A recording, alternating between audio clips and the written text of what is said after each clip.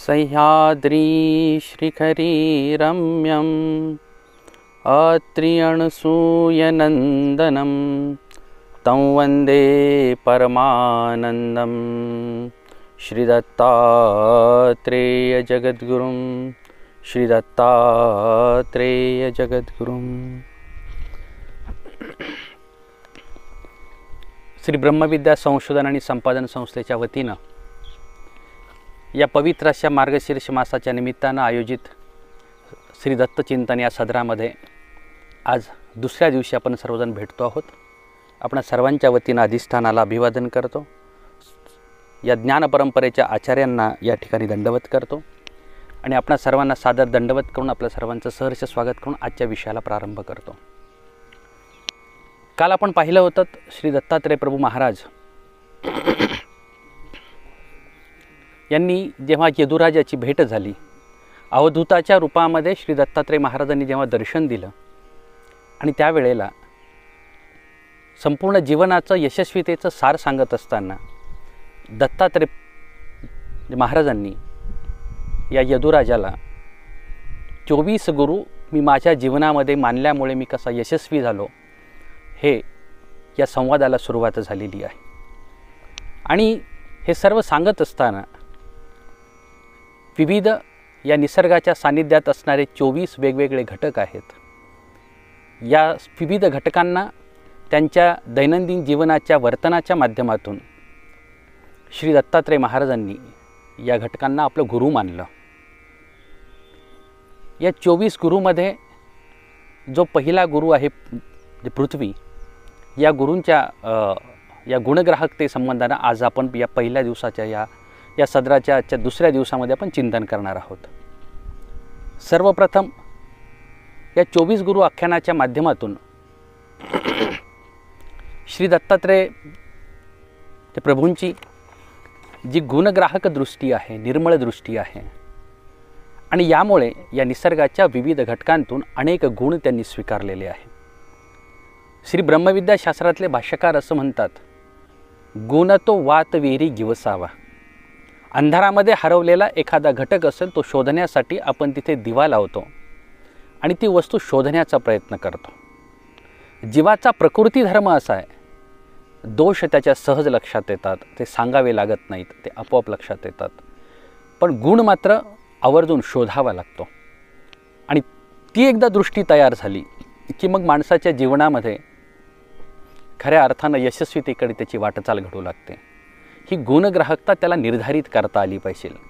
स्वतःच्या दृष्टीवर हा संस्कार करावा लागतो, तेव्हा गुणग्राहकता विकसित होते आणि मग छोट्या छोट्या गोष्टींमधून घटकांमधून सुद्धा आपल्याला गुण दिसू लागतो। ही गुणग्राहकतेची दृष्टी आपली तयार करणं ही साधकाची सर्वात महत्त्वाची असलेली गोष्ट आहे।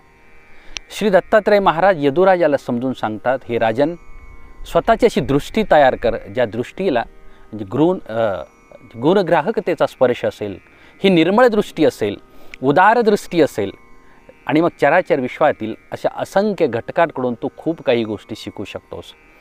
आणि या संवादामध्ये जो प्रथम गुरु जो मानलेला आहे श्री दत्तात्रेय महाराजांनी, तो म्हणजे पृथ्वी हा गुरु आहे। आणि या संवादामधून श्री दत्तात्रेय महाराज यदुराजाला सांगतात, हे राजन, मी माझ्या जीवनामध्ये पहिला गुरु जर कोणाला मानलं असेल तर ते पृथ्वीला मानलेलं आहे।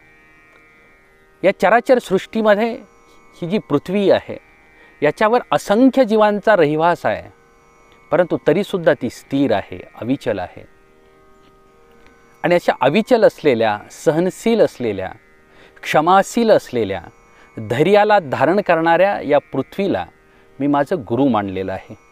उद्धव गीतेमध्ये आचार्य श्री भास्कर भट्ट बोरीकरांनी या पृथ्वी या गुरुच्या संदर्भातून या श्री दत्तात्रेय महाराजांच्या आणि यदुराजाच्या संवादातून फार सुंदर अशा ओवीचं या ठिकाणी दर्शन आपल्यासाठी करविलेलं आहे। ते म्हणतात, सर्वांगी विदारिती भूते परी पृथ्वीन सोडी धैर्याते, तैसे देहांतुही पातले या धर्माते न मोकली मी।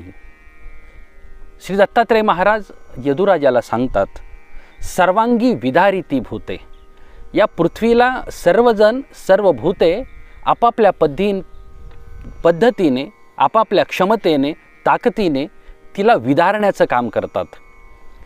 मग जे कृषी क्षेत्रातला काम करणारा एखादा कास्तकार शेतकरी असेल, तो नांगरून त्या जमिनीला विदारण्याचा प्रयत्न करतो.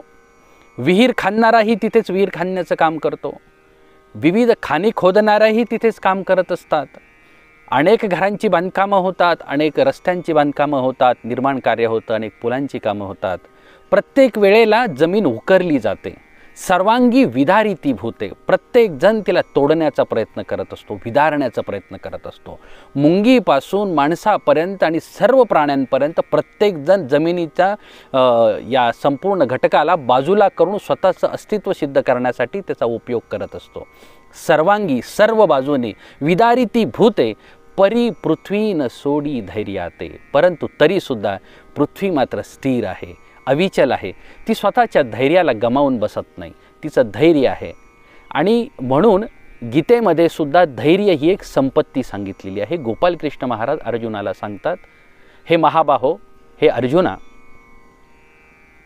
धीरस्तत्र न मुह्यती, अशा प्रकारचा श्लोक सांगतात. ज्याच्याकडे धीर असतो, धैर्य असतो, तो कधीच मोहाला वश होत नाही. मोहाच्या पलीकडे जर आपल्याला जायचं असेल तर आपल्याकडे धैर्य असावं लागतं. सर्वज्ञ श्री चक्रधर स्वामीसुद्धा खडकुलीला नागदेवाचार्यांना या सूत्राचं निरूपण करतात. साधू संताने साधकाने खऱ्या अर्थानं धीर वीर असलं पाहिजे. त्याच्यामध्ये धीरत्व असायला हवं. आज माणसं अधीर असतात. छोट्या छोट्या गोष्टींवरून माणूस अधीर होऊन भांडू लागतो आणि एकमेकाशी तो द्वेष करू लागतो, मत्सर करू लागतो. तर अशी अधीरता कामाची नाही. अधीरतेमुळे आपण अस्थिर होतो. जर आपल्याला स्थिरत्व निर्माण करायचं असेल, स्थैर्य निर्माण करायचं असेल, तर पहिली संपत्ती आपल्याकडे असावी लागते, तो म्हणजे धैर्य हा गुण असावा लागतो. आणि हा धैर्य गुण ज्याच्याकडे आहे, तो जीवनामध्ये तो साधक यशस्वी होतो. दत्तात्रेय महाराज यदुराजाला समजून सांगतात, हे राजन, सर्वांगी विदारिती भूते परी पृथ्वी न सोडी धैर्याते. परंतु तरी देखील पृथ्वी आपल्या धैर्याला सोडत नाही. कारण तैसे याचा सिद्धांत सांगतायत. जेव्हा एखाद्या ओवीमध्ये न्याय आणि सिद्धांत एकाच ओवीमध्ये येतो, तेव्हा इथे लक्षात येतं पहा आपल्या, तैसे देहांतुही पातलेया धर्माते न मोकली मी. स्वतःच्या देहाच्या शेवटच्या टप्प्यापर्यंत जरी अवस्था प्राप्त झाली, दुःख प्राप्त झालं, संघर्ष करावा लागला, तरीसुद्धा देहांतुही पातलेया धर्माते न मोकली मी. मी जो स्वीकारलेला धर्म आहे त्याला मी कधी सोडलेलं नाही. स्वतःच्या धारण केलेल्या धर्माबद्दलची जी निष्ठा आहे, धर्मनिष्ठा आपल्याला पाहायला मिळते. कारण धर्माची व्याख्याच अशी केली जाते, ध्रुव धारयती ध्रुव पोषयती स धर्म. जो धारण करावा लागतो, जो स्वीकारावा लागतो, आणि स्वीकार केल्यानंतर त्याच्या नीतिनियमांचा, विधींचा स्वीकार केल्यानंतर मग ध्रुव पोषयती, आपलं भरण पोषण होत असतं. धर्मामध्ये ही ताकद आहे. गीतेची सुरुवातसुद्धा धर्मक्षेत्रे कुरुक्षेत्र, असं धर्म या शब्दापासून सुरुवात झालेली आहे. तर 18व्या अध्यायाचा शेवटचा श्लोक आहे मम. धर्म आणि मम हे दोन शब्द जर एकत्र केले, गीतेच्या पहिल्या अध्यायाचा पहिला शब्द आणि 18व्या अध्यायाचा शेवटचा शब्द एकत्र केला, तर धर्म म्हणजे मम असा शब्द तयार होतो. धर्म माझा. मग माझा धर्म कोणता आहे? ईश्वराला मी समर्पित होणं, त्याच्याबद्दल माझ्या मनामधून स्मरणशीलतेच्या साधनेनं, माझ्या धर्मसाधनेच्या वतीनं मी ईश्वराला खऱ्या अर्थानं पूर्ण समर्पित होऊन त्याने सांगितलेल्या विधीचं आचरण करणं, हे आहे धर्म मम. हे करत असताना मला अनेक अडथळे येतील, अनेक संघर्ष करावा लागेल. आपल्या सर्वज्ञ श्री चक्रधर स्वामींच्या चरित्रामध्ये सुद्धा असे अनेक घटना प्रसंग आपल्याला पाहायला मिळतात.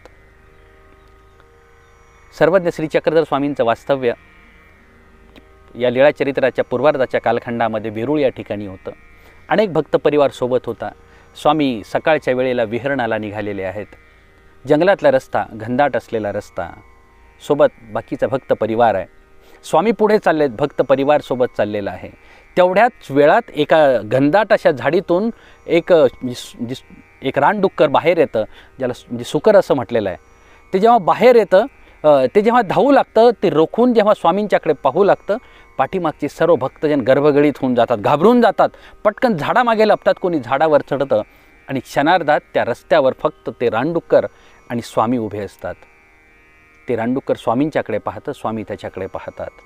त्याची जी रोख बुद्धीची जी दृष्टी होती, स्वामींनी कृपादृष्टीने अवलोकन केलं, अंतःकरणामध्ये परिवर्तन झालं, आणि त्याच क्षणी त्या रानडुकराचा जो क्रोधाचा भाव होता तो आपोआप नाहीसा झाला. आणि क्षणार्धात ते डुक्कर बाजूला निघून गेलं. इतक्या वेळात झाडाच्या पाठीमागे लपलेले सर्व भक्तजन आता बाहेर आले आणि स्वामींच्या समोर येऊन दंडवत करू लागले. हा घटनाप्रसंग घडतो. भक्त परिवार पुन्हा चतुर्विधाच्या म्हणजे मठामध्ये येतात आणि आल्यानंतर जेव्हा बाईसांसोबत संवाद सुरू होतो, बाईसा भक्तांना विचारतात, गोसाव्या ते टाकून यायचे तुम्ही कैसे गेला ती? तुम्हाला कुणालाच असे स्वामींबद्दल काळजी का नाही वाटली? तुम्ही कसे लगेच बाजूला पळून गेलात? स्वतःचा जीव वाचवण्यासाठी कसे बाजूला गेलात? आता मात्र भक्तांचे चेहरे खजील होऊन गेले होते, खाली पाहत होते. याचं कारण असं की त्यांच्या मनामध्ये भीती होती. जोपर्यंत परमेश्वराला आपण पूर्णपणे समर्पित होत नाही आहोत तोपर्यंत आपल्या चेहऱ्यावर भीती आहे. गीतेच्या 16व्या अध्यायाची सुरुवातच अभयम सत्व संशुद्धी अशी झालेली आहे. स्वतःपासून कुणालाही भीती वाटता कामा नये आणि कुणापासून स्वतःलाही भीती वाटता कामा नये. अशी जी अवस्था आहे, स्थैर्याची अवस्था, ही धैर्यामुळे प्राप्त होते. वडनेर भुजंगला 2 सर्प स्वामींच्या छातीवर येऊन पडतात तरीसुद्धा स्वामींनी धैर्य धारण केलेलं आहे. मग जर माझा ईश्वर जर धैर्याला धारण करत असेल तर मी सुद्धा प्रत्येक साधनवंताने या प्रत्येक गोष्टीला सामोरं जाताना धैर्य आपल्याकडे असलं पाहिजे. आणि ही धैर्याची जी बाजू ज्याच्याकडे आहे, ही धैर्याची संपत्ती ज्याच्याकडे आहे, तो सहनशील बनतो. अनेकदा लोक आपल्याला नावं ठेवतात, ते त्यांच्या जागेवरून विचार करत असतात. आपण भिक्षा मागत असतो, ते आपल्याला भिकारी समजत असतात. भिक्षाहारी वेगळा आणि भिकारी वेगळा, पण ते आपल्याला या दृष्टीने पाहत असतात. परंतु तरीसुद्धा अनेकदा लोक आपल्याला बोलतात, आपलं वर्मस्पर्श करतात. स्वामी सांगतात, असे जर लोक आपल्याला डोये जर मारत असतील तर आपल्याला स्थिर राहावं लागतं, आपल्याला डोई ओढवावी लागते. त्यांचा कुठल्याही शब्दाचा उत्तराचा परिहार न देता आपल्याला स्थिर राहावं लागतं. ही जी धैर्याची जी बाजू आहे, दत्तात्रय महाराज सांगतात, मी या ठिकाणी या पृथ्वीकडून हा धैर्याचा गुण धारण केलेला आहे, स्थैर्याचा गुण धारण केला, स्थिरतेचा गुण धारण केलेला आहे. त्यासोबतच या पृथ्वीमध्ये, या पृथ्वीकडे जो सहनशीलतेचा गुणधर्म आहे तो आपल्याकडे असला पाहिजे. तो क्षमाशीलतेचा गुणधर्म आपल्याकडे असायला हवा.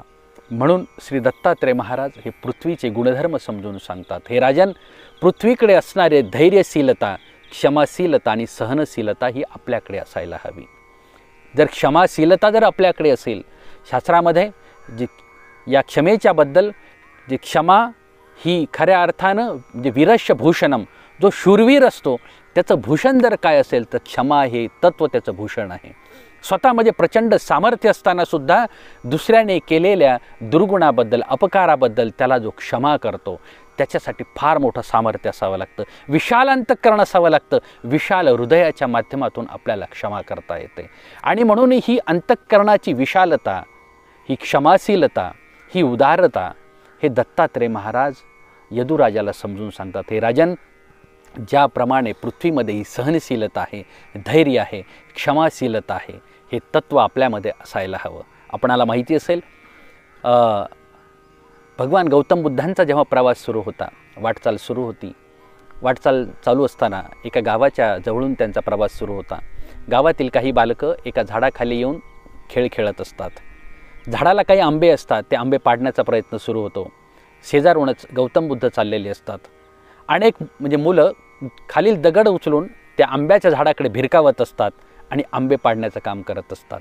आंबा पडला की चेहरा त्यांचा खुलून जायचा, तो दगड वाया गेला की त्यांचा चेहरा खजील होऊन जायचा. हे सगळं सुरू होतं.